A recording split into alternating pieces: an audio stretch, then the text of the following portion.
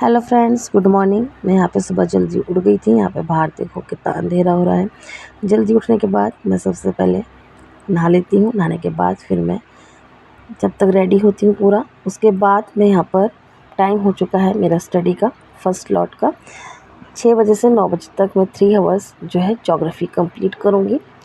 तो मैं ज्योग्राफ़ी ले लेती हूँ। आज मैंने पूरे ही जो है नोट्स, अपने हैंड राइटिंग नोट्स का ही रिवीज़न करना है।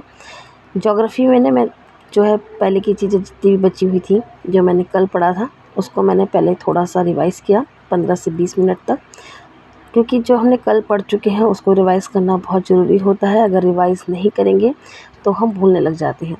उसके बाद मैं आगे के और चैप्टर पढ़ती हूँ, जो क्लाइमेट्स से जुड़ी हुई चीज़ें थी। कुछ यहाँ पर करंट अफेयर्स के टॉपिक भी साथ-साथ मैंने यहाँ पर कवर किए हैं, और साथ-साथ जो पॉइंट मेरे को लग रहे थे कि उनको हाईलाइट करना चाहिए, उनको मैंने हाईलाइट भी किया, और साथ-साथ मैं अपना डायरी में उनको नोट भी करती जा रही थी, क्योंकि बहुत ज़रूरी होता है। अगर आपको कोई पॉइंट इम्पॉर्टेंट लगता है तो उसको आप लोग नोट करके लिख सकते हैं। एक तरीके से आप लोगों के वो शॉर्ट नोट्स जो हैं रेडी होते रहते हैं, उससे कि आप लोगों को रिवीज़न करते समय आसानी होती है।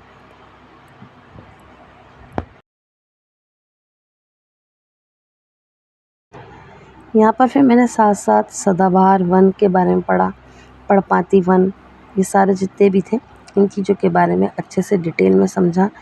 इनके नोट्स भी साथ-साथ पढ़े हैं, और कहीं-कहीं पे कुछ जो इनसे जुड़े हुए तथ्य थे, उनको भी मैंने ऐड करती रही, क्योंकि ज़रूरी है ये चीज़ें पढ़ना। कभी-कभी वनों से रिलेटेड भी प्रश्न आ जाते हैं, सेंटेंस बना के आप लोगों को ऑप्शन के रूप में दिए जाते हैं। अगर आप पीवाईक्यू देखेंगे तो यहाँ पे आप लोगों को पता चलेगा, क्योंकि मैं साथ-साथ यहाँ पर पीवाईक्यू भी कर रही थी।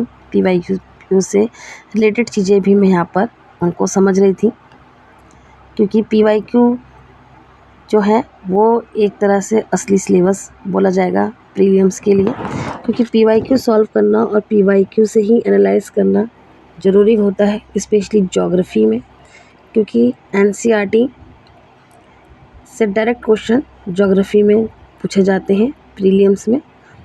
11th की फ़िज़िकल ज्योग्राफ़ी बहुत इम्पॉर्टेंट है, तो उसको भी आप लोग ज़रूर करिए, और साथ-साथ उसके नोट्स बनाते रहिए। जिस तरीके से मैंने कई बार नोट्स बनाए हैं, ऐसा नहीं है कि एक ही बार बनाए हैं, उनको मैं एक ही को रिवाइज़ कर रही हूँ। कहीं-कहीं पे करंट अफेयर्स से जुड़ी हुई चीज़ें मिल जाती हैं, तो उनको भी ऐड करना बहुत ज़रूरी हो जाता है। ये जो हम ऐड करेंगे अभी, वो आने वाले टाइम में मेंस जब लिखना होता है, तो मेंस में हम ये चीज़ें हम ऐड कर सकते हैं एग्ज़ाम्पल के तौर पर। तो यहाँ पे मेरा ज्योग्राफ़ी जो है फिनिश हो गया था, और ज्योग्राफ़ी फिनिश होने के बाद मैं 10 से 12 बजे तक यहाँ पर मैं रीज़निंग करती हूँ, क्योंकि रीज़निंग को डेली प्रैक्टिस करना बहुत ज़रूरी होता है।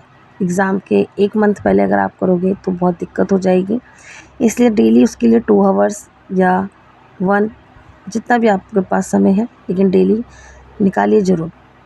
तो मैं यहाँ पे रीज़निंग करती हूँ। रीज़निंग में मैंने यहाँ पर सबसे पहले मैंने कैलेंडर किया, क्योंकि कैलेंडर बहुत कंफ्यूज कर देता है। कभी-कभी इस तरह के से प्रश्न आते हैं, मतलब मुझे लगते हैं, तो मैंने कैलेंडर किया है, उसको अच्छे से समझा है। उसके बाद मैंने यहाँ पर ब्लड रिलेशनशिप वाले क्वेश्चंस जो थे उनको सॉल्व किया है, और साथ में मैंने कॉम्प्रिहेंशन भी सॉल्व किए। कॉम्प्रिहेंशन मैं पढ़ती भी गई, और साथ में रूल जो जितने मुझे माइंड में थे उनसे जुड़े हुए उन रूल्स को भी मैं नोट करती गई, और उसी के अकॉर्डिंग ही मैं आंसर निकाल रही थी कॉम्प्रिहेंशन में, क्योंकि कॉम्प्रिहेंशन में हमें हर चीज़ देखनी होती है।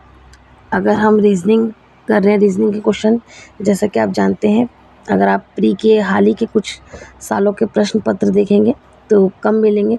कॉम्प्रिहेंशन बहुत ज़्यादा दिए होते हैं, क्योंकि 80 क्वेश्चन होते हैं, और 80 क्वेश्चन में 30 प्लस में या 30 तक जो है कॉम्प्रिहेंशन ही दिया होता है, और पैराग्राफ बहुत लेंथी होते हैं, तो इसलिए उनको जितना हो सके आप फास्ट पढ़ने की कोशिश करें, स्पीड रखें पढ़ने की और समझने की कि वो क्या पूछा जा रहा है उसमें। तो उस तरीके से मैंने सॉल्व करने की पूरी यहाँ पर कोशिश की। मैं डेली 5 या 10 वैसे मेरी कोशिश रहती है कि मैं 10 कॉम्प्रिहेंशन करूँ डेली, लेकिन 10 होते हैं और कभी-कभी 10 से कम भी हो जाते हैं, कभी 7 कभी 8 इस तरीके से। तो वो चीज़ें मैंने यहाँ पे पूरे अच्छे से की हैं और साथ-साथ मैंने यहाँ पर डायरेक्शन वाले क्वेश्चन जो थे वो किए और कुछ मैंने पीवाईक्यू भी लिए थे। पीवाईक्यू करे मैंने यहाँ पर, क्योंकि बहुत इम्पोर्टेंट होते हैं सीसेट के लिए। अगर आप सीसेट की प्रैक्टिस कर रहे हैं तो पीवाईक्यू सॉल्व करिए, वो बहुत इम्पोर्टेंट होते हैं यहाँ पर।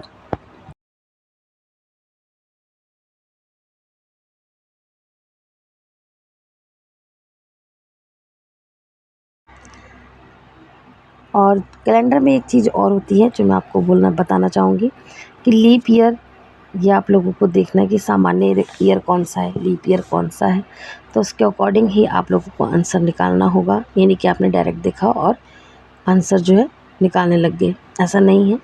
इसमें रूल्स होते हैं, उनको अच्छे से जानना है आप लोगों को। और कॉम्प्रिहेंशन में लॉजिकल थिंकिंग का ध्यान रखें आप लोग पूरा अच्छे से। यहाँ पर मैं रीजनिंग में करते समय एक ही चीज़ सोच रही थी कि कॉम्प्रिहेंशन अगर एकदम से आ जाए उनको सॉल्व करना तो पेपर आसान हो जाएगा, पर ऐसा नहीं होता है, क्योंकि वो कॉम्प्रिहेंशन इस तरीके से देते हैं और ऑप्शन भी इस तरीके से देते हैं कि स्टूडेंट थोड़ा सा टेंस में आ ही जाते हैं।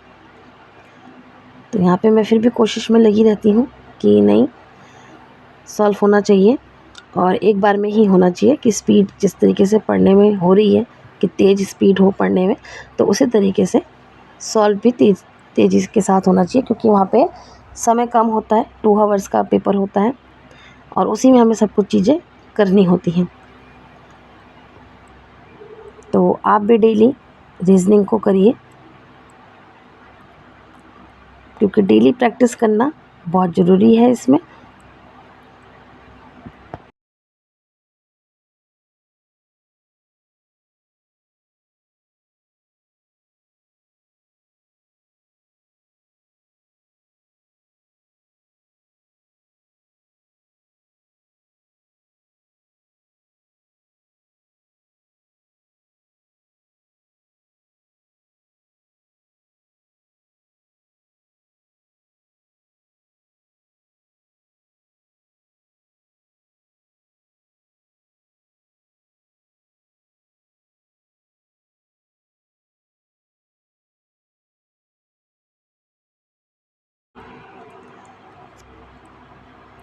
तो यहाँ पर मैं रीजनिंग की अच्छे से प्रैक्टिस कर लेती हूँ और रीजनिंग अब मेरा फिनिश हो चुका है यहाँ पर। और रीजनिंग फिनिश होने के बाद अब मेरा लंच बनाने का टाइम हो गया है। यहाँ पर मैंने बुक भी आपको शो करी है कि मैं बुक कौन सी यूज़ कर रही हूँ। यहाँ पर मैं रीजनिंग के लिए दृष्टि की बुक यूज़ कर रही हूँ।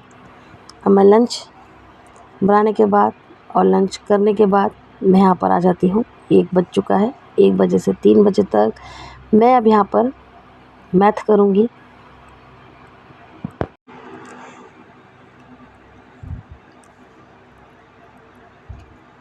और यहाँ पर मैं आपको बुक दिखाऊंगी अभी।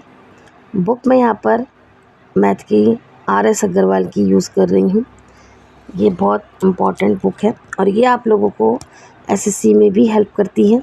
जो बच्चे SSC के एग्ज़ाम की प्रिपरेशन कर रहे हैं तो मैं उनको सजेस्ट करूँगी कि आप ये वाली बुक ज़रूर लीजिएगा, क्योंकि इसमें हर तरीके के प्रश्न दिए गए हैं और ये बुक बेस्ट है SSC के लिए भी, UPSC के CSET के लिए भी। तो यहाँ पे मैं नंबर सिस्टम करती हूँ। नंबर सिस्टम लेंथी चैप्टर है और बहुत इम्पॉर्टेंट भी है। जब तक आप नंबर सिस्टम नहीं क्लियर करोगे, अच्छे से नहीं समझ पाओगे, रिमाइंडर ये चीज़ें, तो आपको आगे की चीज़ें समझ में नहीं आएंगी। तो इसलिए यहाँ पे फर्स्ट चैप्टर भी इस बुक में नंबर सिस्टम का ही है, तो इसलिए उसको सॉल्व करना बहुत ज़रूरी है, उसको समझना बहुत ज़रूरी है। मेरे को थोड़ा समय लगा, लेकिन धीरे धीरे काफ़ी चीज़ें इसमें है कि क्लियर होती चलेगी और समझ में आता गया। तो नंबर सिस्टम मैं यहाँ पर जो है 50 क्वेश्चन मैं इस बुक के करती हूँ, प्लस 10 क्वेश्चन मैंने PYQ करे हैं यहाँ पे सॉल्व, क्योंकि PYQ भी देखना ज़रूरी था कि किस तरीके से उन्होंने नंबर सिस्टम पूछा है और बुक में किस तरीके से दिया गया है, एग्जाम्पल्स किस तरीके से दिए गए हैं, वो चीज़ें मैंने यहाँ पर समझी हैं, इस तरीके से मैंने किया है। आप लोग भी अगर आप रिवीजन कर रहे हैं और आप बुक से या अपने नोट से रिवीजन कर रहे हैं तो आप पीवाईक्यू भी साथ साथ देखते रहिए कि उससे किस तरीके से पूछा गया है प्रश्न, तो वो चीज़ें आप लोगों को बहुत हेल्पफुल रहेंगी।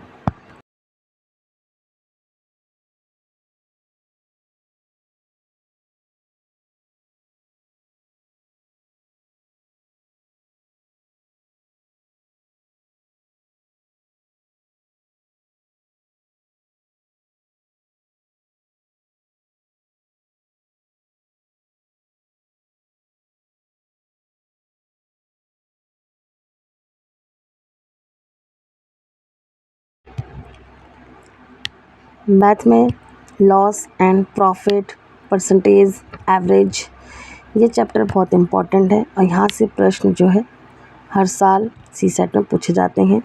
आप चाहे तो पीवाईक्यू भी देख सकते हैं, तो आपको पता चल जाएगा कि किस तरीके से प्रश्न आते हैं। तो यहाँ पर मैं पूरा नंबर सिस्टम अच्छे से कर लेती हूँ, पीवाईक्यू भी करती हूँ। उसके बाद मुझे एक दो क्वेश्चन में जो था डाउट रहा, उनको मैंने फिर से दोबारा सॉल्व किया, ठीक किया उनको, क्योंकि वो मैंने जब आंसर की मिलाया उसमें तो वो गलत निकले थे। तो यहाँ पे फिर मैं उनको दोबारा से सॉल्व करती हूँ।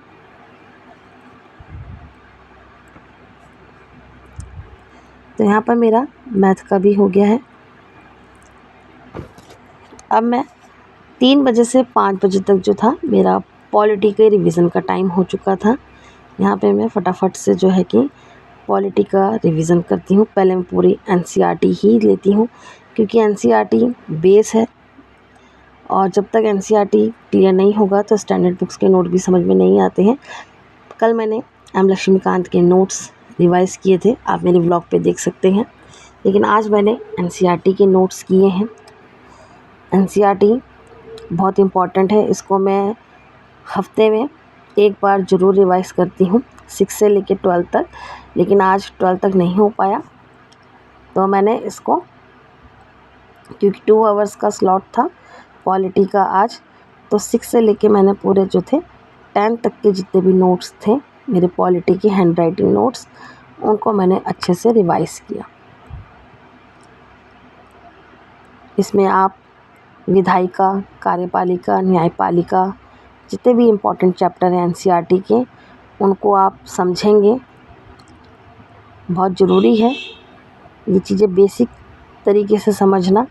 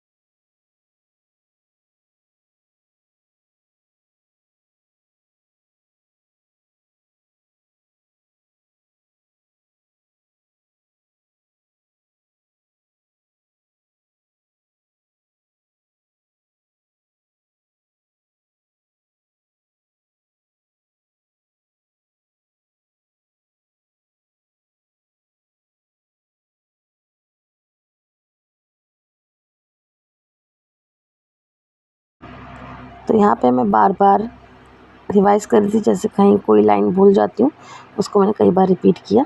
और यहाँ पे मेरा पॉलिटी का रिवीजन हो चुका है 6 से लेकर 10 तक का। अब मैं यहाँ पर हिस्ट्री के पीवाईक्यू करती हूँ। यहाँ पे मैंने बुक भी आपको शो करी है और मैं यहाँ पर एशियंट हिस्ट्री, मेडिएवल हिस्ट्री और मॉडर्न हिस्ट्री, ये तीनों के मैंने पीवाईक्यू यहाँ पर प्रैक्टिस किए 10 इयर्स के। और मैंने पूरे नहीं किए क्योंकि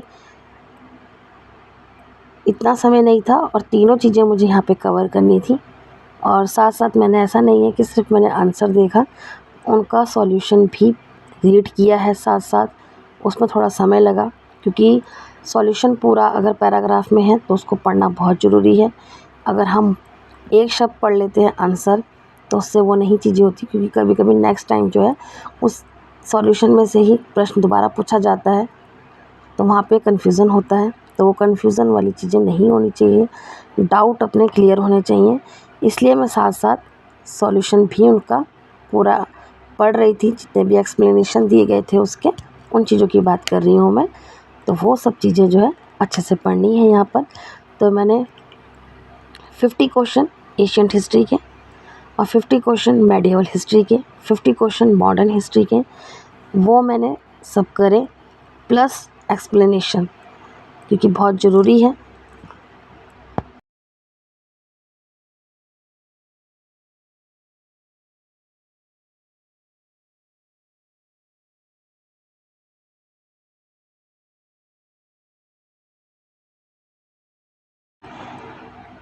रिवीजन करते करते पीवाईक्यू देखते देखते मुझे टाइम का अंदाज़ा ही नहीं रहा, और अब टाइम हो चुका था मेरे डिनर का, डिनर रेडी करने का टाइम हो चुका था। देखिए आप 8 बज चुके हैं। तो उससे पहले मैं कल का प्लान बना लेती हूँ यहाँ पर। तो मैंने सिलेबस की बुक निकाली अपनी, और सिलेबस को मद्देनज़र रखते हुए मैंने जो है कल का शेड्यूल बनाया, टाइम टेबल बनाया, कल का प्लान जो है वो रेडी किया है। तो यहाँ पर मैं पहले भारतीय राष्ट्रीय आंदोलन लेती हूँ। तो मैंने सोचा सबसे पहले इसी को हम कल जो है 6 बजे से 9 बजे तक इसको रिवाइज़ करेंगे। भारतीय राष्ट्रीय आंदोलन बहुत बड़ा है, और इसमें व्यक्तित्व के बारे में दिया गया है, उनके बारे में डिटेल में अच्छे से समझना होगा। आप स्ट्रॉन्ग हो, आप कैपेबल हो, बस रोज़ थोड़ा थोड़ा आगे बढ़ते रहो। अगर आपको यह वीडियो पसंद आई हो, लाइक ज़रूर करें, चैनल को सब्सक्राइब करें, कमेंट में बताएं आप कितने घंटे पढ़ते हो, और अगर आप चाहो तो मैं आपके लिए फुल स्टडी टाइम टेबल भी बनाकर आपको बता दूंगी।